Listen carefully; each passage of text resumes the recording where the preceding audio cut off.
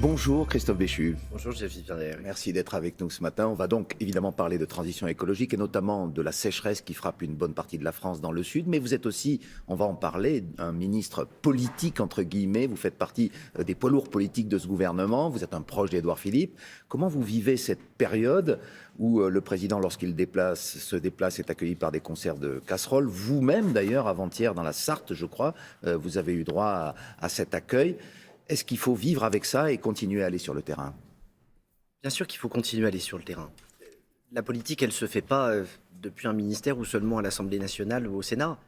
Elle se fait dans le contact avec les Français, quand ça va bien et quand ça va pas bien, quand il y a des moments de tension et quand il y a des moments de communion. On est clairement dans un moment de tension, parce qu'il y a une réforme des retraites qui, même si elle est nécessaire, n'est pas populaire. C'est jamais agréable d'expliquer qu'il faut travailler plus longtemps. Mais quand on vit plus longtemps, il faut travailler plus longtemps. Et c'est le choix qu'ont fait tous les pays qui nous entourent.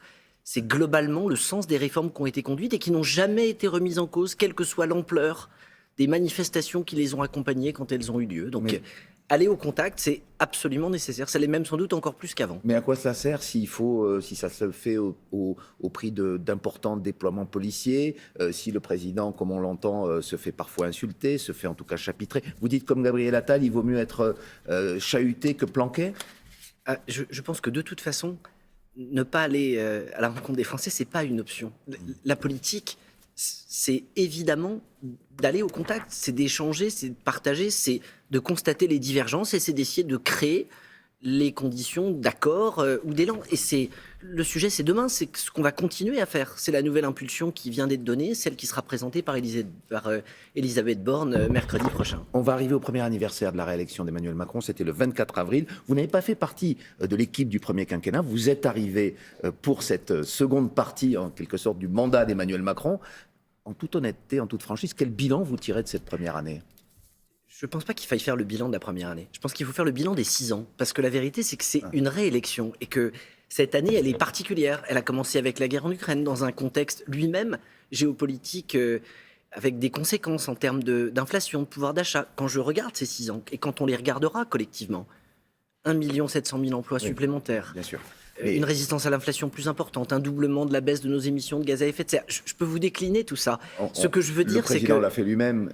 Ce que je veux dire, en termes de communication, en termes de mise en musique de cette politique, est-ce que vous reconnaissez éventuellement que sur cette première année, il y a des maladresses qui auraient pu être évitées, y compris de la part du président et de certains ministres? Je pense vraiment, encore une fois, que cette année, elle s'est déroulée dans un contexte mondial, européen et national très différent de ce qu'on a pu connaître dans une partie du quinquennat précédent. Et c'est l'ensemble de ces 6 ans qu'il faut qu'on regarde. Encore une fois, sinon ça n'a pas de sens. Les Français ont reconduit le président de la République, ils lui ont donné 5 années supplémentaires pour agir, pour continuer, y compris à réindustrialiser le pays. Ça va être le sens de mon déplacement avec Bruno Le Maire aujourd'hui. On a réouvert des usines en France. Ça faisait des années qu'on ne faisait qu'en fermer. Et c'est crucial à la fois pour pouvoir mieux redistribuer et pour pouvoir réussir la transition écologique. Vous, alors il y a la réindustrialisation, mais vous, Christophe Béchu, vous êtes là pour faire la transition écologique. Qu'est-ce que cela vous inspire lorsque vous voyez l'une de celles qui vous a précédé dans ses fonctions, avec Emmanuel Macron, Barbara Pompili, prendre ses distances avec la majorité et dire qu'Emmanuel Macron n'a pas de vision politique de l'écologie? Je cite Barbara Pompili. J'ai vu ces déclarations. Ce que je veux dire, c'est que c'est le président Emmanuel Macron qui a décidé de confier à la première ministre la planification écologique, de lancer ce qui, dans quelques semaines, va être présenté et qui fait déjà l'objet de chantier. Sur la forêt, sur l'eau, il y a quelques jours. C'est avec ce président de la République qu'on a doublé le rythme de baisse de nos émissions de gaz à effet de serre au cours de ces dernières années. Barbara Pompili dit-elle ça? Elle qui vient des Verts, elle qui était avec vous il y a encore quelques semaines. Personne ne me remet en cause la sincérité de l'engagement écologique de Barbara Pompili. Moi, le premier. Peut-être un peu d'amertume, mais fondamentalement, elle appartient à cette majorité et elle fait en sorte d'en être parfois un aiguillon. Alors, dans vos fonctions de ministre de la Transition écologique, il y a un dossier qui est en tête de pile, si j'ose dire. Aujourd'hui, c'est celui de la sécheresse, parce qu'elle frappe une grande partie du pays. On voyait encore à l'instant les prévisions météo qui ne sont pas suffisamment optimistes pour changer cette donne. Quel est l'état des lieux en cette fin avril 2023? Est-ce que c'est pire que l'an dernier, vous diriez? Malheureusement, oui. La carte qui a été présentée, elle est sur le degré d'humidité des sols. Et quand on la voit, celle qui a été montrée il y a quelques minutes, on a l'impression que la situation est dramatique en Espagne, mais pas si mauvaise en France. Parce qu'on a eu un mois de mars assez pluvieux qui a réhumidifié les sols. Le problème, c'est qu'on n'a pas eu suffisamment d'eau pour recharger les nappes phréatiques. Il y a un an, au 1er avril de l'année dernière, on avait 58% des nappes phréatiques qui étaient en dessous de leur moyenne habituelle. Au 1er avril de cette année, c'est 75%. Avec des situations disparates selon les territoires. Hein. Et je m'apprêtais à vous dire ça. Dans le couloir rhodanien, dans le pourtour méditerranéen, on est déjà dans une situation qui correspond à une fin de mois de juin. Et on a, dans ces endroits-là, des niveaux qui sont tellement bas que nous avons déjà des arrêtés d'alerte renforcée ou de crise qui sont pris. On a 40 départements à la minute où nous nous parlons, dans lesquels il y a de la vigilance ou des alertes. La semaine prochaine, je vais à nouveau réunir le comité d'anticipation sécheresse le 27 avril pour faire le point avec les préfets et continuer à regarder s'il n'y a pas matière à durcir dans un certain nombre d'endroits, les arrêter, continuer à restreindre les usages de l'eau pour préserver la ressource. Il y a 1 millier de communes environ qui ont manqué d'eau potable l'été dernier. Est-ce que ça pourrait être encore pire cette année en 2023 ? On a conduit des centaines de travaux d'interconnexion dès septembre dernier dans une partie de ces territoires. Mais compte tenu du niveau des nappes, compte tenu du déficit pluviométrique, on aura à nouveau des communes qui vont manquer d'eau. Le sujet, c'est combien et de quelle taille. À la minute où on se parle, on a déjà des communes qui sont alimentées par des bouteilles ou par des citernes, compte tenu de ruptures précoces d'eau potable. Donc là, il y a un enjeu qui est considérable, qui est lié à la fois au fait qu'on a beaucoup trop de fuites sur nos réseaux, près de 200 communes qui ont plus de 50% de fuite, mais une moyenne de 20% de fuite. C'est ce que vous avez tenté, enfin voulu changer, mais ça prendra sans doute des années, avec le plan eau annoncé il y a maintenant 15 jours dans les Hautes-Alpes avec le président Macron. Exactement, un plan 50 mesures qui porte sur la qualité, qui porte sur la quantité. Mais c'est sur le très long terme, l'urgence elle est maintenant. Il y a des choses sur lesquelles on va pouvoir aller vite, il y en a évidemment qui vont prendre du temps, mais il faut aussi changer les mentalités et se dire qu'il faut qu'on arrête de penser qu'on aura de l'eau pour toujours, tout le temps et pour tout le monde. L'une des conséquences dramatiques aussi de cette sécheresse, ce sont les incendies. On a déjà connu un premier incendie de grande ampleur, ce qui est rarissime en cette saison dans les Pyrénées-Orientales il y a une semaine.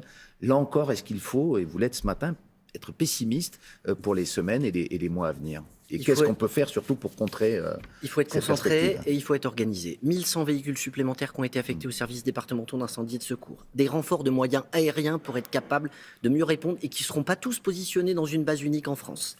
7 colonnes supplémentaires de renforts prévues pour l'été. Des investissements y compris, c'est ce que j'ai été faire dans la Sarthe. Saluer l'installation de caméras de détection thermique qui permettent de repérer des départs de feu pour être plus rapide pour aller les éteindre.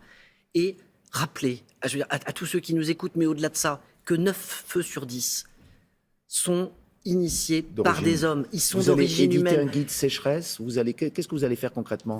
Alors, il y a d'abord toute une campagne en ce moment qui est conduite avec le ministère de l'Agriculture sur les obligations légales de débroussaillement. On a 70% des propriétaires qui ne débroussaillent pas la partie qui est entre leur maison et la lisière de la forêt, avec tous les risques que ça peut entraîner. 2 500 000 plaquettes qui sont arrivées à domicile. Bref, toute une campagne de com là-dessus. Et effectivement, un guide sécheresse qu'on va reprendre dans les premiers jours du mois de mai, qui est en train d'être actualisé pour avoir des règles qui soient homogènes et qui, en fonction de la nature des bassins, seront ensuite déclinées par les préfets. Allez, une dernière question, Christophe Béchu, sur un sujet qui n'a pas de rapport avec le précédent. On parlait d'anniversaire, le premier de la réélection d'Emmanuel Macron. Il y en a un autre ce week-end, le 10e anniversaire de la loi sur le mariage pour tous. Pourquoi je vous pose cette question? Parce qu'il y a 10 ans, vous étiez contre cette loi, contre la loi Taubira. Jean-François Copé, Gérald Darmanin notamment, regrettent aujourd'hui leur position d'alors. Est-ce que c'est votre cas aussi? J'ai eu l'occasion de le dire, comme toute une partie de la société et comme la quasi-totalité de ma famille politique de la droite et du centre, j'ai voté contre ce texte. Si c'était à refaire aujourd'hui, je voterais oui. J'ai eu l'occasion au cours de ces dernières années de marier à leur demande de très nombreux couples de personnes de même sexe et de mesurer que par rapport au fantasme que ça allait bouleverser ou détruire une partie de la société, rien de tout ça n'est arrivé et que ça consacre au contraire des formes d'union et d'amour qui sont aujourd'hui beaucoup mieux acceptées, et heureusement, parce que on s'aperçoit que ça permet des épanouissements. Et pourquoi la droite s'était positionnée comme ça à l'époque? Il faudrait presque faire de la sociologie pour savoir quel était le contexte, parce qu'encore une fois, à l'époque, c'est la quasi-totalité de la classe politique, de la droite et du centre, qui était sur ces positions, et je pense qu'aujourd'hui, c'est 90-95% de la classe politique qui se retrouverait à voter un texte de ce type, et à l'unisson... sans doute la société à peu près dans les mêmes proportions. Donc la société a changé, vous aussi, c'est ce que vous nous avez dit ce matin. Exactement. Merci Christophe Béchu, Merci, ministre de la Transition écologique.